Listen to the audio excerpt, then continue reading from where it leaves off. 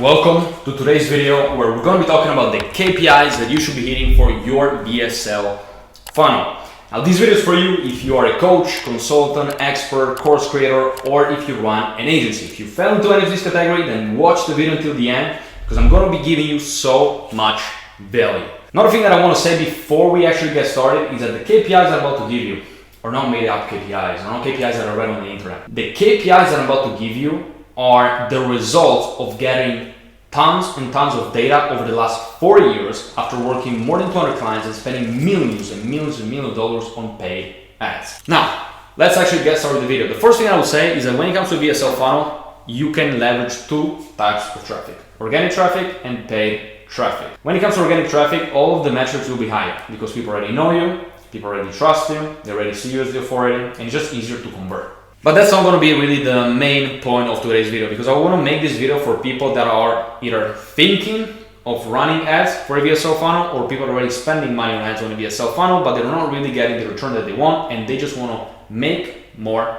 money. Okay? So if that's you, stick around until the end because I'm about to give you all the KPIs for every single stage of the VSL funnel. So let's talk about the ads. The first KPI that you're looking for is something called the CTR. The CTR basically indicates the percentage of people that go from seeing the ad to clicking on the opt-in page. Now, for the CTR, in most cases, you're looking at a 1% CTR as your goal, meaning that if 100 people see the ad, you want at least 1% of the people to click on the ad and go to the next page. And if your ad is getting a CTR that is below 1%, it means that either the messaging is off or the way you edit and film your video is off. The messaging, it means that you're not really hitting the pain points that you should be hitting, you're not really talking about the desires, and the ad is not structured in the right way. Or the second problem that I see a lot of times is also that the messaging is pretty good, but the ad is just filmed and edited in a terrible way. The person has zero energy, looks like a robot talking. The editing is done in a way that is just terrible, and because of that, people don't click on the ad. So it could be two reasons why people are not clicking on your ads: messaging or editing and filming. Because also it's really important, like the energy that you have in the video has an impact on how many people are actually going to click on the ad. Power of charisma. Second KPI that we should be looking at is the opt-in page. Something that I didn't mention before is that in some cases you can send people directly from the ad to the VSL page. Now, if you're spending less than 10 to 20 grand per month, you don't have that much experience, and you are at the beginning stage, I would always suggest sending people to the opt-in page because you can capture their details, email and phone number. The email, you can then send them emails a couple times a week. You can nurture them, you can educate them, and the phone number, you can use it to do outbound. If you are in Europe, you can do outbound with a call, or you can also send them a message on WhatsApp. If you are outside of Europe, you can call them or you can send them an SMS, since people don't use WhatsApp that much. So when it comes to the opt-in page, the KPI you should be hitting is ideally a minimum 20% opt-in rate. Ideally, it should be above 25%. Okay, this is terrible, 25% plus. If it's below 20%, there might be a few different reasons. Number one, the messaging that you have on the ad is not congruent with what you are promoting on the opt-in page. Or the second problem that you might be having if the opt-in page is lower than 20% is that the message is not really strong. It's not really pushing people to enter the details and go to the next page. That could also be the case.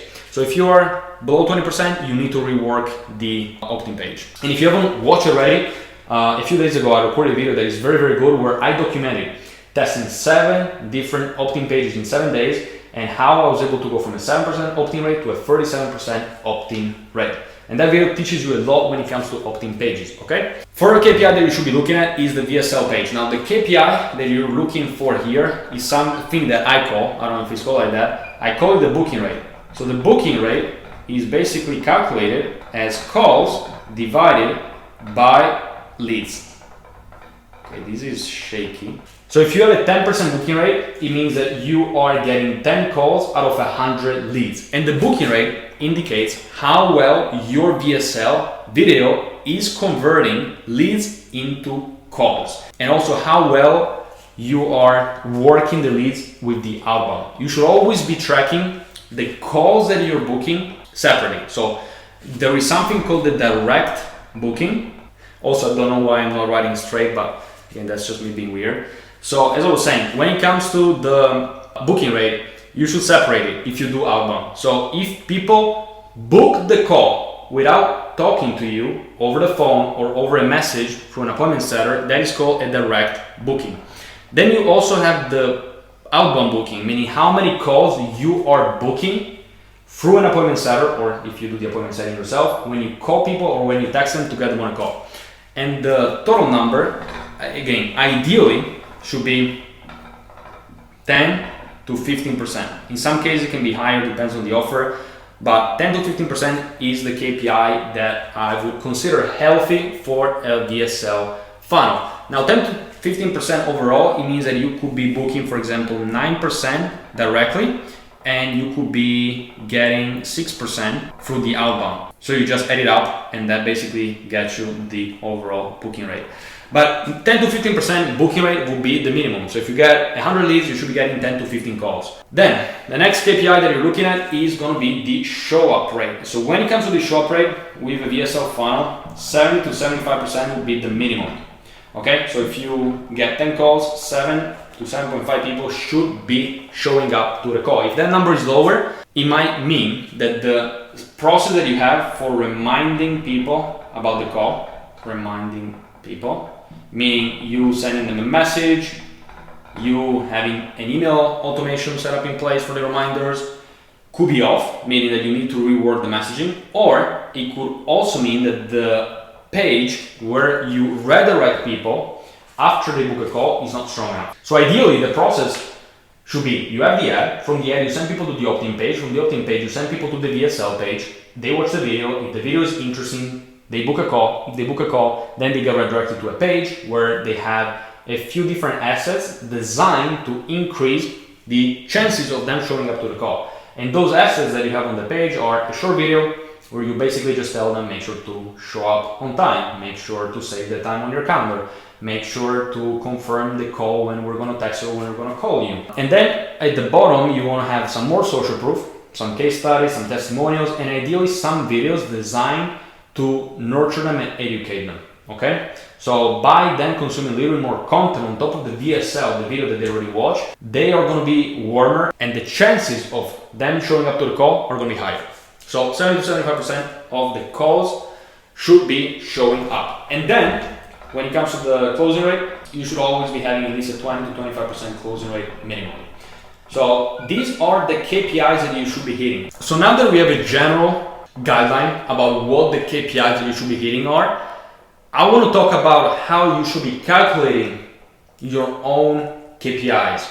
So I'm going to be writing something here. Again, I don't want to make too much mess, so I'm going to probably be pausing the recording now. Alright, it did take me quite some time to write all of these down, but trust me when I say that if there is one section in today's video that you need to pay attention to, is this section right here, because once you understand this, that's going to be the moment where everything is going to change for you, when you're going to go from struggling to get a very high return with your VSL funnel to basically start printing money. Alright, so the biggest problem that I see with people is that they really have no clue about their numbers. They're basically running their business blindfolded, and then they wonder why they cannot scale. So if that's you, that is another reason to pay more attention to this part of the video. So what I did here is something really simple, okay? What you want to do is you basically want to write down all of the KPIs that you should be hitting. So in this case, you start by writing down what is the offer price. So in this case, let's say that the offer price is $5,000. What is the average closing rate? So in this case, you just look at your calls and you look at what is your average closing rate. So let's say that you're closing one call out of 4. That means that you have a closing rate that is 25%. So that means that you need 4 calls to get one new client. Now show up rate, as we said before, let's say that is 75%, meaning that you book 4 calls and 3 of them show up. You're going to need 5 calls to get one close. 5 calls booked, 1 doesn't show up, 4 show up. If you have a 25% closing rate, you close 1 client, you make $5,000. Meaning that the next thing that we need to calculate, which is very, very important, because this is basically the starting point. The first question you need to ask yourself is, how much can I spend to break even for a call? So in this case, the break-even cost per call is $1,000. Now, how is this $1,000 calculated? It's really easy. Offer price is $5,000. How many calls booked, not calls that showed up, do you need to close one client is 5, okay? Because the show rate is 75%. So in order for you to make $5,000, you need to have 5 calls booked on your calendar. Meaning that if you divide 5,000 by 5, that means that your break-even cost per call is $1,000. Now, of course, the goal is not to break even. The goal is to spend $1,000 and make $5,000 or $10,000. But the first thing that you need to do is, again, the break even, okay? So the break even cost per call in this case is $1,000. The booking rate, which basically once again means how many leads you are converting to calls booked, let's say that it's 10%. That means that your break even cost per lead is $100, okay? Now, we calculate the break even, but as you said before, who cares about the break even? We want to make money, right?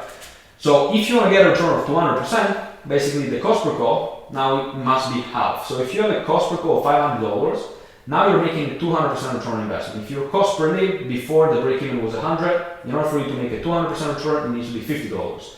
And the same goes for a return on investment that is 400% or 800%. Basically, again, for 800%, in order for us to get $8 out for every dollar that we're spending to ads, we need to have a cost per book call is $125 if these metrics remain the same, and a cost per lead of $12.25. Now, why am I telling you that? The reason is really simple. Because, for example, let's say that the booking rate, instead of 10%, it goes all the way down to 5%. Maybe the VSL is really bad, doesn't convert people, and you go from 10% down to 5%. Now, you can see that this will have a massive impact on the numbers, because right now, if you have a 5% booking rate, it means that you need double the leads, which means that now your break even is not $100 anymore, but it's $50. Your break even, meaning that if you want to get a 200% return, which is still very low, your CPL would have to be 25. Now, if you want to get a return on investment that is 400%, your cost per lead would have to be 50 divided by 4, $12.5. So you can see that just by changing one metric here, the booking rate, the math changes completely. So that's why so many people struggle with seeing a high return on their VSL funnel. Because most of the times they're not tracking the data and they don't understand that, for example, like if the opt-in page goes down from 20% to 10%, automatically you need double the people to go on the page to make the same amount of money. Or they don't understand that if the booking rate goes from 10% to 5%, now you need double the leads to make the same amount of money. So whenever you are running a VSL funnel, it is very, very important that you track all of the steps, because realistically there aren't even that many steps that you need to track. One, you need to track the CTR, and the CTR, of course, you're also going to have to track how much you're paying for a click and what is the CPM, because that's going to be determining how much you're actually paying for someone to go on the opt-in page. Then you're going to have to track the opt-in rate. Then you're going to have to track the booking rate, as we said before. And then you need to track the show-up rate, and then we need to track the closing rate. Offer price is probably going to stay the same, but that's also something that you can play around if you need to increase the return. So you can see that once you start tracking all of the metrics, you start getting a lot more clarity. Because if one of these metrics is outside of KPIs, then you know where you need to put your focus. Okay, the ads are resonating people. The opt-in page is converting 30%, great. The booking rate is 12%, great. The VSL is converting people. I'm doing a good job with the outbound. But people are not showing up to the call. I'm having a 40% show rate. Okay, now we need to work on the reminders for people to show up to the call. We need to work on the confirmation page. That's what we need to focus on. We change that, automatically more people show up to the call. We can make more offers, we can make more money. It's really as simple as that. And as you can see, literally 1, 2, 3, 4, 5, 6 metrics that you need to track. It's not that difficult, guys. So track those 6 metrics and then work on reverse engineering the numbers. It just comes down to having a bit of practice. You do it a couple times, you're going to understand, okay, I change the booking rate. If I go from 5% to 10%, everything changes. Now, I can allow to spend up to $100 per lead, which is $100 per lead, like insane, to break even. How do I go from a shop rate of 50% to 75%? You track everything and then you see that everything becomes so much easier. And that's when you can start seeing a return on investment that is 500%, 600%. Now, in most cases, when it comes to a VSL funnel, what I always tell my clients is that the first goal that you have should be a 400% return on cash. So if you spend $100 today, you should be collecting $400. because that gives you plenty of margin if you need to pay out your sellers, if you need to pay out your closers, and to have a good profit margin at the end of the month. That is initially. After that, I would say that if we're talking about like a return on investment that in my opinion is very good, it's probably going to be between 550 to 750%. That's like when you have a very good VSL funnel. And yeah, with that being said, I think I rambled enough for today. If you have any question, you can also message me on Instagram. The last thing I will say is that if you need any help with your VSL funnel, whether it's the first time you're running a VSL funnel because you're not getting more clients, or if you're already running a VSL funnel but you're not getting the return that you want, then simply tap below the video. There's going to be a link to a call. During the call, what we're going to be doing is very simple. We're going to be taking a look at all the data that you have, if you have any data. If not, we're going to be reverse engineering the data that we should be having in order for you to reach the goal that you have. So if you want to add another 30,000 a month to your business, or if you want to add another 50,000 a month to your business, then we're going to reverse engineer exactly how many calls we need, how much ad spend we will need, how many calls we will need, how many of those calls we need to show up. We're going to basically be reverse engineering your goal. So if that's the case, book a call, we talk on the call, we make a plan, and we make some money. Really simple as that. And yeah, I think that's pretty much it for now. I'm really hungry, so I'm going to go to the restaurant for lunch, and I'll talk to you next time.